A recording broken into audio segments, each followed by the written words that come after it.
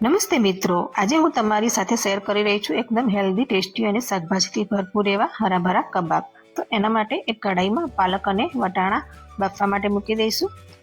અને આમાં બિલકુલ પાણી આડું કરવાનું નથી. પાલકમાંથી જે પાણી છૂટશે એમ જ બંને વસ્તુ સરસ બફાઈ જશે. હવે ઢાંકીને એને 3 થી 4 મિનિટ માટે ધીમા ગેસ પર થવા દઈશું. તો જુઓ, બંને સરસ બફાઈ ગયું છે. અને હવે એને ઠંડા પાણીમાં લઈ લઈશું. અને પાણીમાં આને બહુ લાંબો સમય રાખવાનો નથી, બસ નાખીને તરત બહાર કાઢી લઈશું, જેથી જલ્દી ઠંડુ થઈ જાય. હવે પાલકમાં જે વધારાનું પાણી હોય એ નીચોઈ લઈશું અને મિક્સર બાઉલમાં લઈ લઈશું.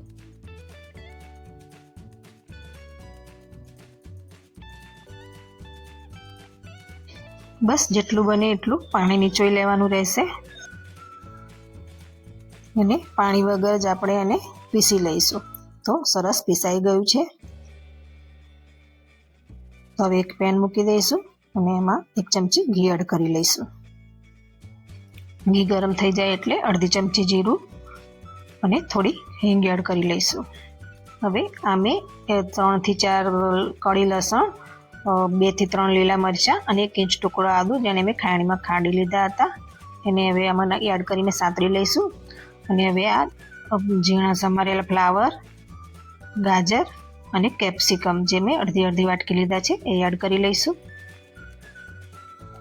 અને થોડી વાર બધું સરસ સાંતળી લઈશું. અને હવે જે પાલક વટાણાની પેસ્ટ કરી રાખી છે એને એડ કરી લઈશું. અને બરાબર મિક્સ કરી લઈશું. અને થોડી વાર સાંતળી લઈશું એને પણ. અને હવે સ્વાદ પ્રમાણે મીઠું એડ કરીશું. અને ફરી બરાબર સાંતળીશું. તો પાણીનો ભાગ બળી જાય ત્યાં સુધી સાંતળવાનું રહેશે.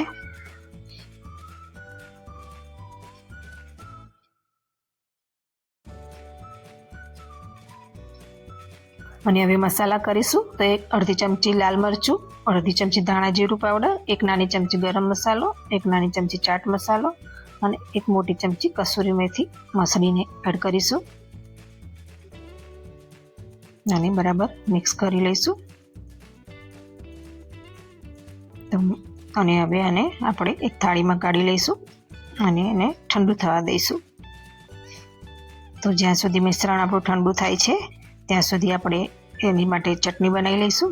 તો એના માટે 1 વાટકી લીલા ધાણા, અડધી વાટકી ફુદીનો, 2 થી 3 લીલા મરચાં, 1 ઇંચ ટુકડો આદુ, અડધી ચમચી જીરું, 1 નાની ચમચી સંચળ પાવડર અને સ્વાદ મુજબ મીઠું એડ કરી લઈશું. અને એને પીસી લઈશું. અને હવે અડધી વાટકી દહીં એડ કરીશું અને ફરી પીસી લઈશું. તો તૈયાર છે કબાબ સાથે ખાવા માટેની એકદમ ચટપટી ચટણી. તો આ બાજુ મિશ્રણ પણ ઠંડુ થઈ ગયું છે, તો એને એક મોટા બાઉલમાં લઈ લઈશું. અને મેં આ એક મોટો બટાકો બાફી લીધો હતો, જેને મેં છાણી લીધો છે, એને એડ કરી લઈશું. બ્રેડ ક્રમ્સ એડ કરીશું, પનીર એડ કરીશું, લીલા ધાણા એડ કરીશું અને થોડો ફુદીનો પણ એડ કરી લઈશું. હવે 1 ટેબલ સ્પૂન કોર્નફ્લોર એડ કરીશું અને અડધી નાની ચમચી સંચળ પાવડર એડ કરીશું. અને બધું બરાબર મિક્સ કરી લઈશું.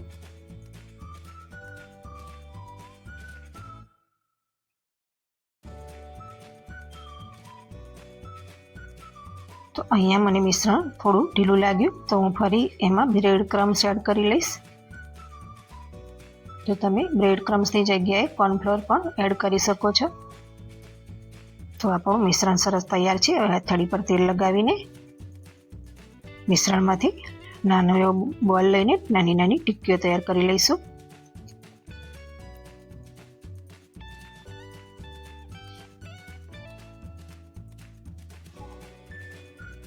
સરસ હથેળીની મદદથી આપણે એને સરસ શેપ આપીશું અને ઉપરથી આવી રીતે અડધો કાજુ લગાવી દઈશું. હવે પેનમાં થોડુંક તેલ મૂકી દઈશું ગરમ કરવા, અને તેલ ગરમ થાય એટલે આપણે આમાં ટિક્કી મૂકી દઈશું. તો આ ટિક્કીને તમે ડીપ ફ્રાય પણ કરી શકો છો. હું અત્યારે એને સેલો ફ્રાય કરી રહી છું.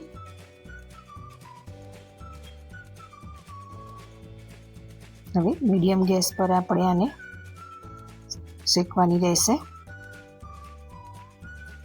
હવે બંને બાજુ સરસ ક્રિસ્પી થાય ત્યાં સુધી આપણે એને ફેરવીને શેકી લઈશું.